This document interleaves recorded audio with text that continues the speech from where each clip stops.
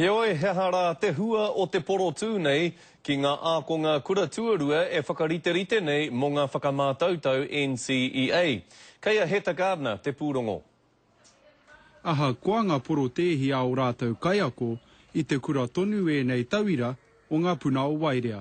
He wā tino taumaha tēnei mō mātou te reanga tuawhitu, e te mea kei te pātata mai te wahanga mō ngā whakamātautau, ki te kore o mātou kaiako, me pehea tātou e whakamutu o mātou whakamātautau. Hei te whiringa ārangi ka tū ngā whakamātautau paerewa mā tauranga o Aotearoa. He oi aha koa te āwangawanga I tae mai ai ngā mātua o ngā tauira ki te kura, hei kaiako mo te rā. Kei te whakaroa ke mātou me pehea rā ki te tautoko o wā rātou poro tehi tā nei. Nā reira, kei te haramai wetahi o mātou ki konei ki te whakahaere o wā rātou tūru kura mahita. Neke atu I te 280 mano ngā akonga no ngā kura Wainganui me ngā kura tuarua I mina tia e ngā poro tehi.